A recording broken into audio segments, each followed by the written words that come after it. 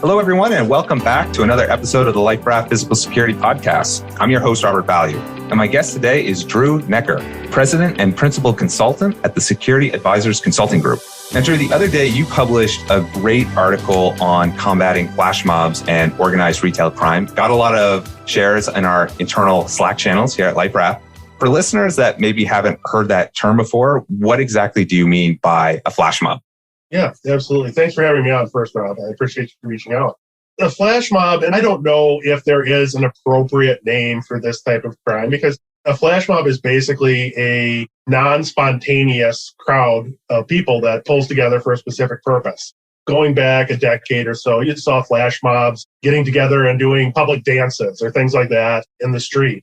But a somewhat recent phenomenon, and what's occurring at least based on the news reports I'm seeing and the people I talk to, is the use of kind of a flash mob for retail crime, where 10 to 100 people come rushing into a store, grab valuable merchandise, typically merchandise that, one, easily portable, and two, high value, and three, easily resaleable, and run back out the door. And this has happened at a number of different types of retailers across the U.S. in the last several months, and has gotten a lot of play in the news media. And that's really why I wanted to put that article together with a few tips on, hey, here's some things to look for. Here's some things that might help. I've seen some absolutely crazy videos on social media, and it's just for people who maybe haven't seen the videos from inside the security cam footage. It's just 80 people, 100 people sometimes running in, absolute chaos. And of course, they're leaving with all your stuff at the end of the day. Oh, yeah, absolutely. I know I've seen probably the same ones you have. I know one was a luxury bag retailer in San Francisco where it was 10 to 15 people who came rushing in through the door. One of the employees tried to block the door, but they pushed in past them and ran in. And I timed it out. They were in the store for a total of about 39 seconds and grabbed tens of thousands, I think it was hundreds of thousands in that case, of dollars worth of merchandise and were back out the door. I know there was another one with video also in California of, I think it was 10 people that came rushing into a jewelry shop in the mall and came prepared with sledgehammers and spent less than a minute breaking open every one of the display cases and grabbing jewelry and then running. Just the intensity of it is amazing. And it's obviously well thought out beforehand. Everyone has their place to go. It's planned. So that kind of gets me to my next question that I wanted to dive into. Who are the people that are orchestrating these types of robberies?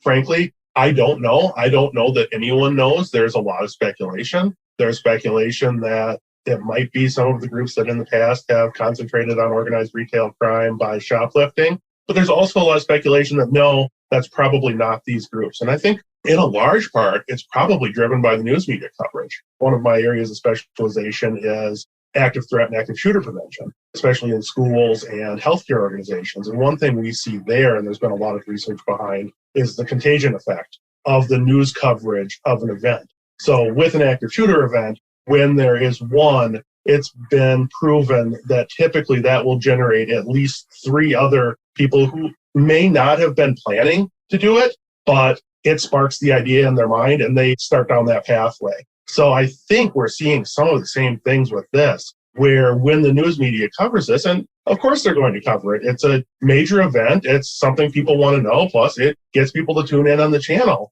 But when they see that, and then see, oh, they got away with $900,000 worth of merchandise, it really sparks the, wow, all right, some of the inhibitors may be gone now because of different cultural pressures in different areas. So let's do this. That's something that obviously works. So unfortunately, I don't know how we combat that. We can't just put a media blackout on everything that's occurring because that's not fair, and we can't dictate to the media what they cover. And I think they try to cover things as responsibly as possible, but we have to be cognizant that there is definitely that contagion effect, I think, and it's really generating people saying, oh, okay, this is something we can do. And a lot of them do show planning prior to more than 5 minutes beforehand. I know there was one event also in California, flash mob, and it was a fairly small one. I think it was 15 to 20 people broke into a Home Depot store and stole tools that could then be used in other robberies. So there's definitely some forethought going into these, definitely some organization. I don't know that it's organized retail crime as that's been termed in the past, but it definitely is organized. In your article, you kind of gave a quick snapshot of the type of stores that are the most at risk, and you kind of hinted at a few of those. But what are the locations that these groups tend to target the most? What's the number one store to hit on their shopping list? For that, I mean, every store should be doing a risk assessment of, okay, are we at risk of this? And if so, how do we mitigate that? But those factors I talked about, and really what I think raise the risk factor for an organization are, okay, what are you selling? Do you have merchandise that lends itself to people rushing in through the door, grabbing it and running back out the door and being able to resale that for a high value? Because they are, in all of the ones that we have seen, other than that Home Depot, they were after jewelry, they were after designer handbags, designer clothing. So things that, one, they can easily carry, have a high dollar value, and then can be easily resold. Because these people aren't stealing just to have the goods for themselves, probably. They're not stealing for Christmas presents for their kids. Well, maybe in some cases, I don't know. But the vast majority is for resale via whether it's the local swap meet, whether it's eBay, whether it's to a gray market dealer who's then listing it on Amazon. Who knows? But it is those things that can then easily be resaleable and have enough of a dollar value to make it worthwhile. Nobody's running into the dollar store typically and taking things off the shelf. Some of the retailers we've seen jewelers, we've seen luxury clothing designers in stores. I think several Nordstroms have been hit. We've seen electronics. In Minnesota recently, there were 2 Best Buy stores hit on opposite sides of the city at the same time. So obviously coordinated there. We've seen in places where cannabis is legalized, we've seen cannabis dispensaries hit. So really, it's a wide variety of merchandise, but it does share all those characteristics that it's easily carried out and it's easily resaleable. It sounds a lot like the type of locations that are already the target of organized retail crimes would make a perfect target for a flash mob.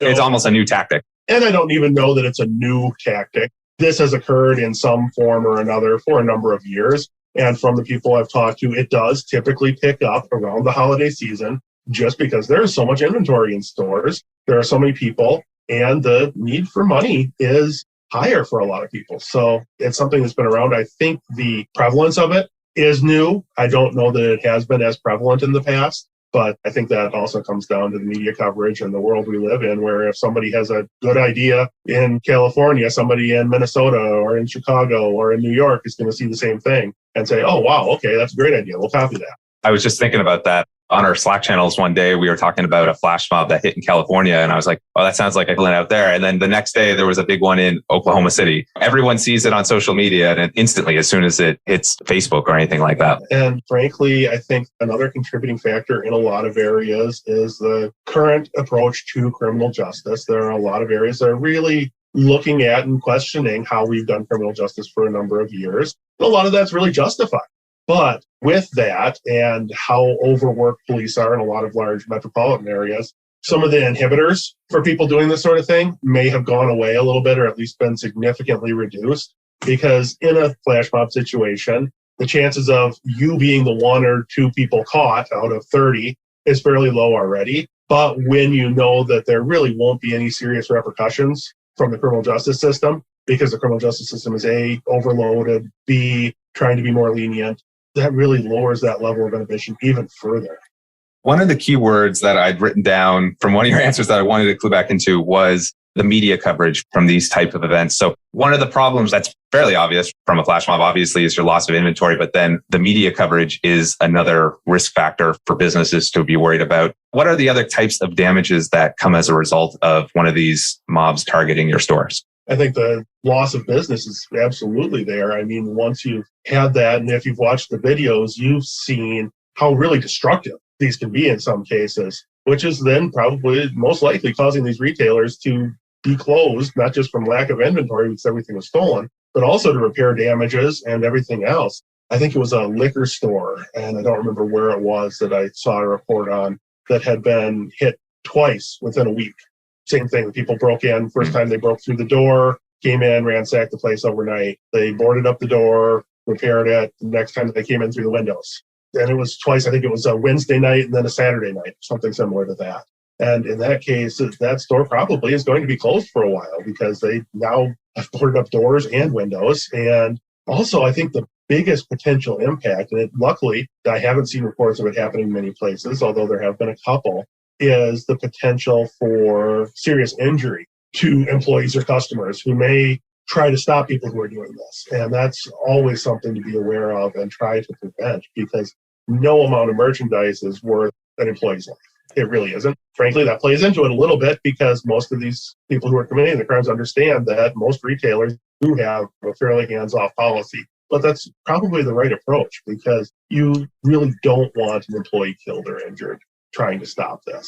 Well, I'm just thinking of a media report going out on my business of thieves pistol whipping my customers or pistol whipping my employees. Hey, shopper's not going to want to come back to that store for a while. They're going to be scared.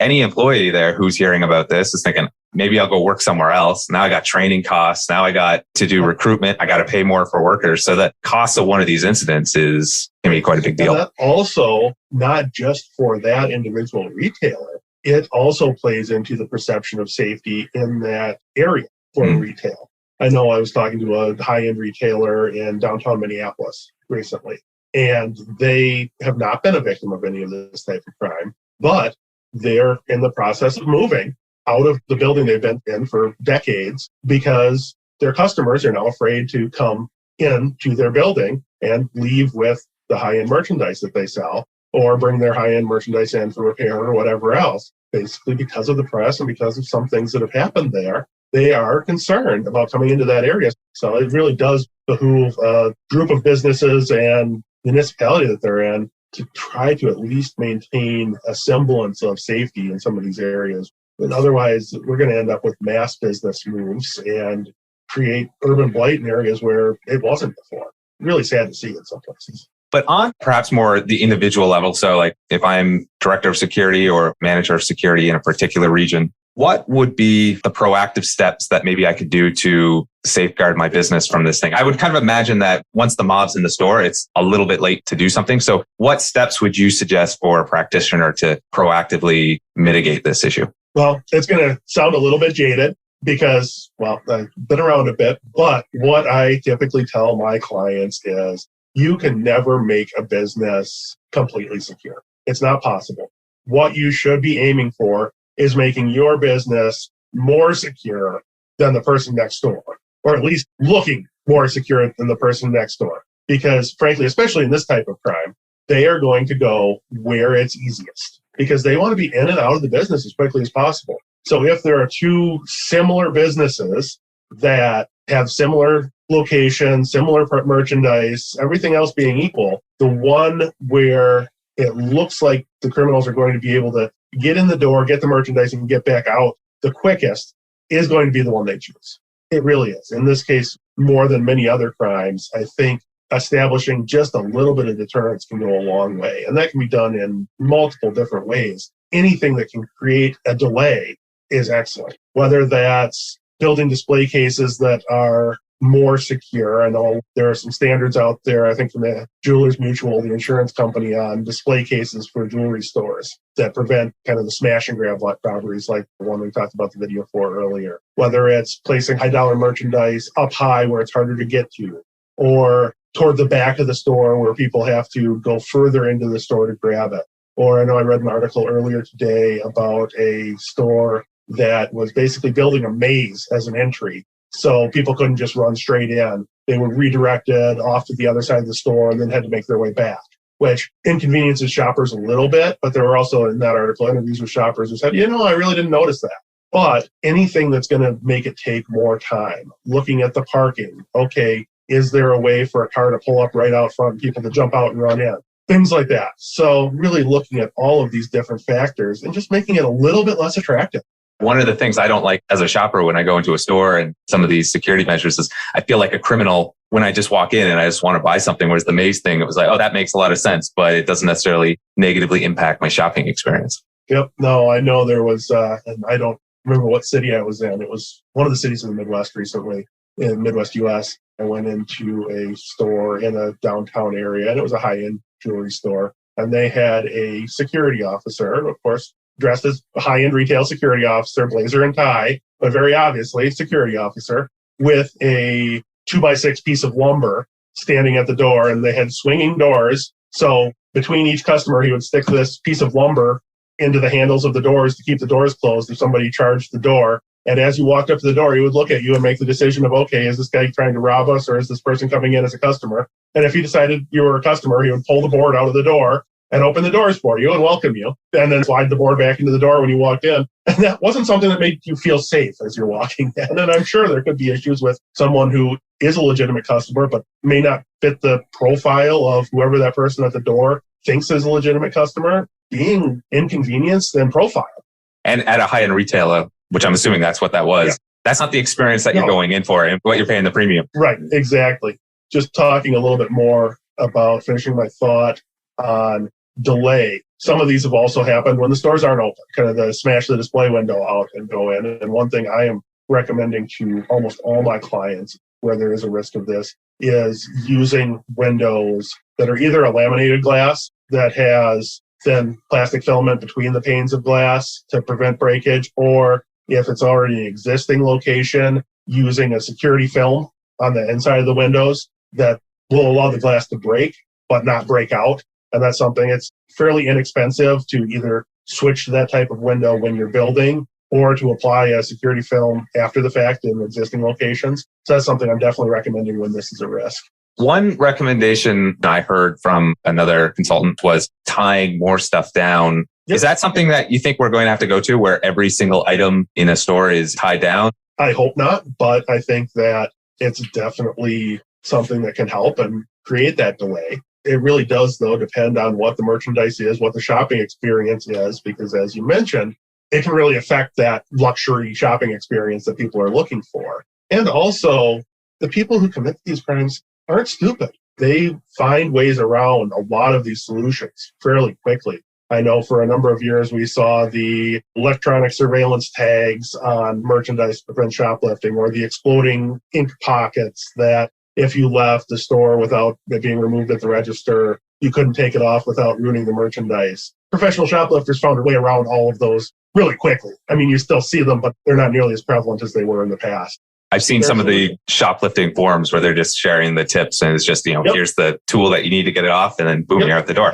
Easy peasy. These people are intelligent too. The people who do this, they've just chosen to make their money a different way, unfortunately, at the expense of most of the rest of us. So in terms of assuming that, say your store has been a victim of one of these flash mobs, what would your advice be for outreach? Or is there anything that companies do to maybe slightly improve their odds of recovery? I think coordination with other retailers in the area and with local law enforcement is key, because we talked about the kind of contagion effect of these things. I think the contagion of the deterrence will also be there. If the news stories are reporting, yes, this happened, 15 people were arrested and sentenced to such and such, because I think that will be a huge deterrent as well. And working with local law enforcement to identify who's doing it and what's happening. Most of these high-end retailers are already working on this, and there are loss prevention groups that are dedicated to this already. But if you are a store at risk of this or where it's happened, reach out to other retailers in your area, because somebody's already working on this and already working on coordination. So if you're not, get involved. What would be one of the biggest mistakes that you think a team could make in terms of dealing with one of these types of situations? I think trying to use force to stop it is probably a mistake in most cases. I can't think of a situation where that's going to turn out well. I mean, yes, perhaps that's going to stop it, but I don't think it will. Then you're left either with your employee being injured or your employee injuring one of the criminals, or a legitimate customer jumping in and being injured. And even if someone is, say, if a store hires an armed guard to prevent this, which I've seen that recommendation out there of, well, if you're at risk of this, you should hire an armed security to stand in your store. What are they going to do? Are they going to shoot somebody for breaking open a jewelry case? I hope not, because the lawsuit's going to cost a lot more than the loss of merchandise will. And frankly, the bad press you were talking about, it's going to be seen as, they shot somebody just for taking a little bit of their merchandise. And that's going to be a huge public relations crisis for the company. And, from a safety perspective, no one wants to turn their store into the OK Corral and gunshots, and that looks good. But then, like you said, with the lawsuits, I don't know what inventory that you're going to save or recover that is going to justify all the negative press and then a lawsuit from a gunshot. Yeah. Exactly. And that's why most retailers have some sort of policy on when it's acceptable for their loss prevention people to use force and when it's not. And most of them err on the side of caution with that. Drew, we're coming up close to all the time that I promised to steal from you today. Why don't you tell us about some of the work that you're doing at the Security Advisors Consulting Group? Yeah, absolutely. I am not a retail security expert. I try to work in a lot of different industries, but most of my experience prior to forming Security Advisors Consulting Group was in the healthcare and education sectors as a director of security for a couple different hospital organizations and for a career college network. I also had a little bit of experience in the nightclub industry and started out as the security manager for a couple of nightclubs. So I formed Security Advisors Consulting Group about 3.5 years ago. I decided I really enjoy providing security for one organization. I'd like to do it for lots of them. So what we've been doing since then is providing consulting advice to different companies, primarily in healthcare and higher education, but we definitely do get outside of that and work some with retail, some with manufacturing, some with corporate, and a whole slew of different industries. But really trying to fit in what can we do realistically from a security standpoint to help companies better protect their assets and their employees that fits with their business. Because that's the most important thing is, yes, we can secure a building completely, but then you can't allow anyone in or have anything inside of it. So what is the right level of security for each business? And for every business, it's a little bit different. And so I really enjoy working with different companies and helping them understand why they have security and then figuring out what's right for them. I like that philosophy. I was chatting with our director of security one time on this podcast about, if you have a $50,000 asset, what is the appropriate amount of protection for that asset? It's not $100,000. It's kind of coming up with that balance within the context of the business. Yeah, absolutely. And then not only what is appropriate based on just the dollar value of that single asset, but how does that translate to the rest of the business as well? And what effect does that have on your employees? Because the personal aspects of security and how it affects your employees and your clients and your customers, almost always more important than the simple asset protection. And Drew, how can listeners get in touch with you if they want to reach out? Probably the easiest way to get a hold of me is via LinkedIn. I try to maintain a presence on LinkedIn, and definitely anybody is free to reach out to me, send me a message, connect with me. I like having a real diverse group of people and connections on LinkedIn because I try to learn something from everybody that I'm connected to as well. So reach out to me there. They can also reach out via our website, which is securityadvisorcg.com, or reach out to me via email. It's just Drew, D-R-E-W, at securityadvisorcg.com. They can reach out to me anyway, and I'm happy to have a conversation. Even if you're not looking to hire somebody right now and just have a quick question, we'll chat. I'll try to get information from you as well and learn something from you along the way to make it worth my time. All right, Drew, thanks for joining me today. Yeah, well, thanks for having me on. I really appreciate it. Again, that was Drew Neckar, President and Principal Consultant at the Security Advisors Group. Thanks again for listening to another episode of the LifeRaft Physical Security Podcast. Never miss an episode by subscribing to the show on Apple, Spotify, or wherever else you listen to your podcast. And if you'd like more insights on building a successful threat intelligence program, be sure to check out the LifeRaft blog at liferaftinc.com/resources. That's liferaftinc.com/resources. I hope you tune in next time.